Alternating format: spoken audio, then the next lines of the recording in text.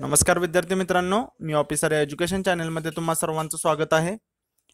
तलाठी भरतीसाठी आपण मॅथ्सची जी सिरीज आहे ती आपण चालू केलेली आहे आणि त्याच्यामध्ये आपण जे मागच्या एक्झाममध्ये झालेले क्वेश्चन्स आहेत तेच इथे आपण पूर्ण सोल्युशन त्याचं बघत आहोत, त्याचे रिव्हिजन करत आहोत. तशाच टाईपचे एक्झाम्पल तुम्हाला येणाऱ्या एक्झाममध्ये बघायला मिळणार आहेत. त्यामुळे तुम्ही हे जी सिरीज आहे ती सिरियसली सॉल्व करा.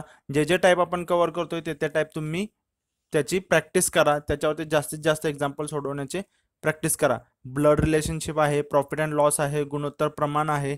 ओके, अशा टाईपचे जे आहेत ते तुम्हाला येणं खूप गरजेचं आहे. नंबर सिरीज आहे, तर आपण ते सर्व इथे कव्हर करण्याचा प्रयत्न करत आहोत. ओके, आता हे 5वं लेक्चर आहे आपल्या या सिरीजमधलं. ज्यांनी कोणी आधीचे लेक्चर बघितले नसतील त्यांनी सुद्धा ते लेक्चर बघून घ्या. चला सुरुवात करू आता पहिल्या क्वेश्चन पासून. बघा, ब्लड रिलेशनशिप वरचा आहे, नाशिक तलाठीला हा पडलेला क्वेश्चन आहे. बघा याच्यामध्ये काय विचारलेलं आहे. तुम्ही व्हिडिओ पॉज करा आणि मग तुमचा आन्सर काढा आणि मग त्यानंतर एक्सप्लेनेशन बघा. इथे सांगितलेलं आहे, तुम्हाला मी सांगितलेलं आहेच, कालच्याच लेक्चरमध्ये झालेलं आहे. ते चौकोन असेल तर पुल्लिंगसाठी असणार आहे, गोल असणार आहे तो स्त्रीलिंगसाठी असणार आहे. आणि जर वडील आणि मुलांचं जनरेशन दाखवायचं असेल तर काय करायचं आहे, वडिलांचं जनरेशन जे असणार आहे ते वर असणार आहे आणि मुलांचं खाली असणार आहे. ओके, असं आपण काढलं तर ही मुलगी असणार आहे, हे वडील असणार आहेत आणि आई दाखवायची असेल तर आपण डबल याच्यामध्ये असं घेणार आहे. ओके, आणि हिला जर भाऊ दाखवायचा असेल तर असं असणार आहे. ओके, बघू आता. ए आणि बी हे दोघे भाऊ आहेत. ओके, सी आणि डी बहिणी आहेत. तर आता बघा, ए आणि बी, मग तुम्ही ए काढू शकताय. ओके, आणि बी हे काय आहेत, दोघे भाऊ आहेत. सी आणि डी बहिणी आहेत, म्हणजे तुम्हाला कळलेलं आहे की सी असं असणार आहे आणि डी असं असणार आहे. ए चा मुलगा डी चा भाऊ आहे. ए चा मुलगा आधी काढू आपण. ए चा मुलगा, मुलगा म्हणजे आपल्याला मुलाचं नाव माहित नाही त्यामुळे नुसतं आपण चौकोन काढू. ए चा मुलगा डी चा भाऊ आहे. ओके, डी चा भाऊ, पण डी तर तुम्हाला सांगितलेलं आहे की मुलगी आहे असं. ओके, आणि सी जी आहे ती डी ची बहीण आहे असं आहे. बी चे सी बरोबर नाते काय. ओके, बी चे सी बरोबर नाते काय. बघा, बी चा ए भाऊ आहे आणि भावाच्या मुलाची बहीण.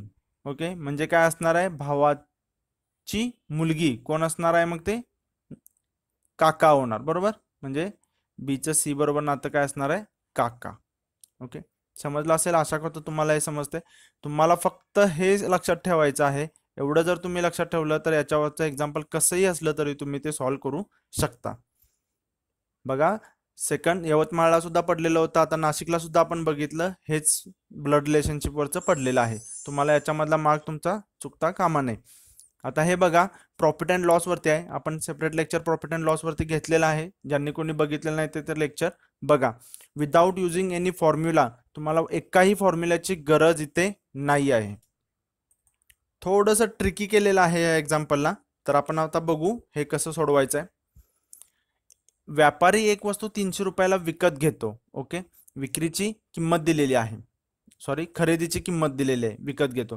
त्यावर त्याला अशी छापील किंमत लिहायची आहे की लेबलावरील किमतीत 10% सूट दिल्यानंतरही त्याला खरेदीवर 20% नफा होईल. ओके, मग आपण हे बघितलेलंच होतं कसं सोडवायचं असतं ते. आपण इथे खरेदी किंमत, इकडे आपण विक्री किंमत लिहिणार. बरोबर, ही विक्रीची किंमत असणार आहे आणि 100 पैकी कितीचा नफा किंवा कितीचा तोटा ते इथं असणार आहे. बरोबर, आता आपण ह्या बाबतीत जे आहे ते कसं करायचं आहे ते आपण बघू. तर बघा, त्याने विकत कितीला घेतली, खरेदीची किंमत आहे 360 रुपये. विक्रीची किंमत मला माहिती आहे का, नाही, आपण एक्स मानू. पण असं केल्यानंतर ह्या खरेदी किमतीवरती त्याने काय जे करायचं आहे, किती तो छापील किंमत लावू दे, काहीही करू दे, त्यानंतर त्याला त्या खरेदीवरती 20% नफा मिळतोय. बरोबर, म्हणजे जर 100 रुपयाची वस्तू असेल तर ती तो 120 रुपयाला विकणार आहे. मग आता हे एक्स कसं काढायचं, तिरकस गुणाकार तुम्हाला सांगितलेलंच आहे. तर एक्स बरोबर काय येणार आहे, 360 गुणिले 120 भागिले 100. म्हणजे तुमचं एक्स बरोबर किती येणार आहे, ह्या शून्यला हे शून्य, हे 2 शून्य गेले. ओके, सॉरी, हे 300 आहे.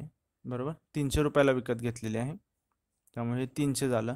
तर 12×3 = 36 म्हणजे हे झालं 360.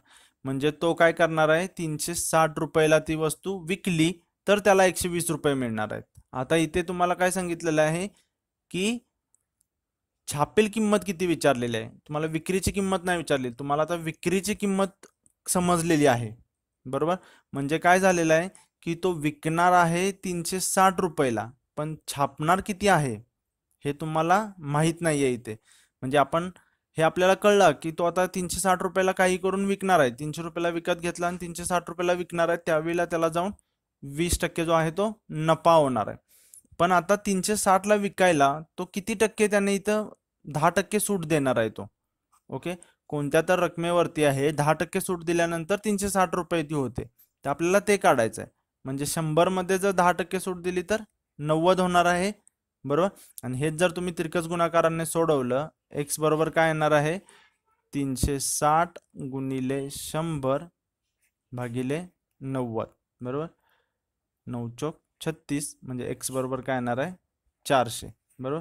आता हे जे असणार आहे 400, हे काय असणार आहे, छापील किंमत असणार आहे, बरोबर. बघा, 400 रुपयेवरती 10% सूट दिली तर याच्यातून 40 वजा झाले 360, बरोबर. आणि 360ला त्याने वस्तू विकली तर त्याला किती टक्के नफा होतोय, 20%. आशा करतो तुम्हाला हे एक्झाम्पल समजलं असेल.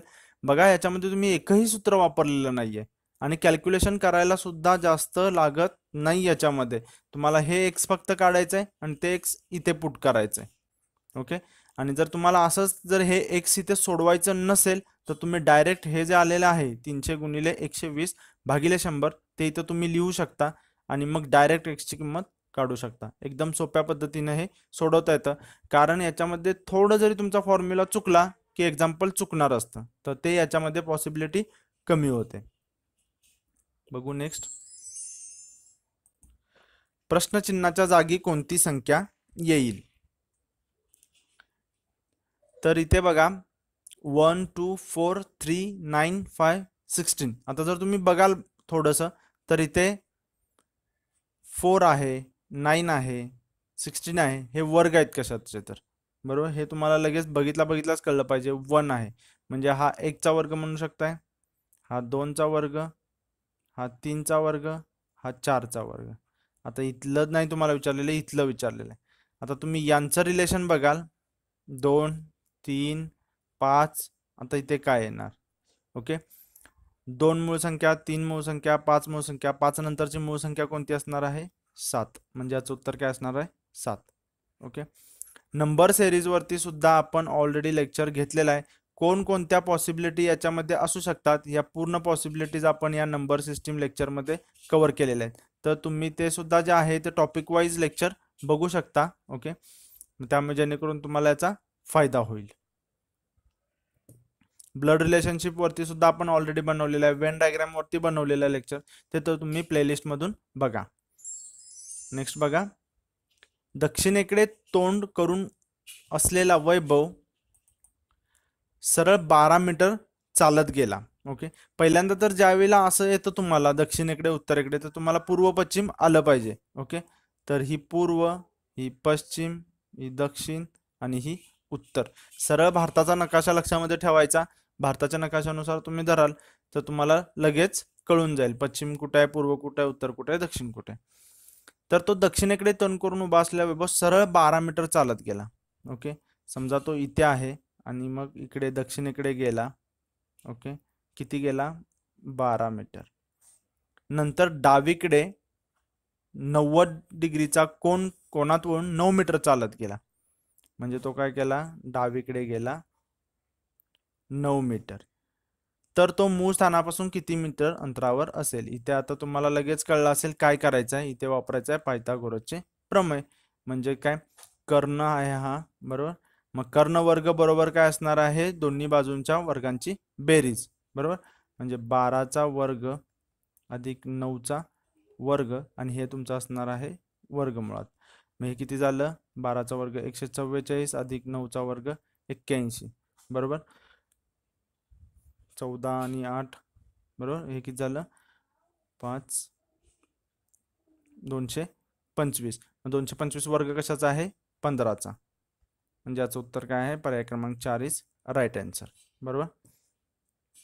बघू नेक्स्ट.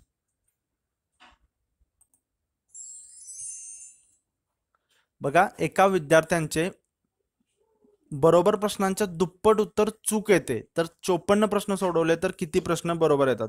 असं तर प्रत्येक एक्झाम मध्ये सर्वांनाच हे होतं, क्वेश्चन पडतो.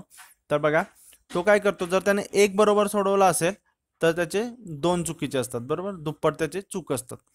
जर त्याने 2 सोडवले असतील तर त्याचे 4 जे असणार आहेत ते चुकीचे असणार आहेत. तर त्याने सोडवलेले आहेत 54.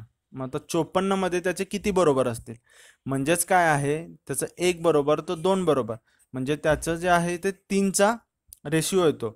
जर आपण याला 3 ने भाग घालू तर काय होणार आहे, 18 त्रिक 54. म्हणजे 18 जर त्याचे बरोबर असतील तर 18 गुणिले 2 36 चुकीचे असणार आहेत. बरोबर. मग हे जर तुम्ही बघाल, 18 आणि 36 54. बरोबर.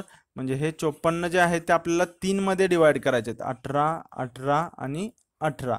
बरोबर. तर बघा, हे एक 18 बरोबर आले तर हे 2 18 असणार ते चुकीचे असणार आहेत. म्हणजे याचं उत्तर आहे पर्याय क्रमांक 1 इज राईट आन्सर.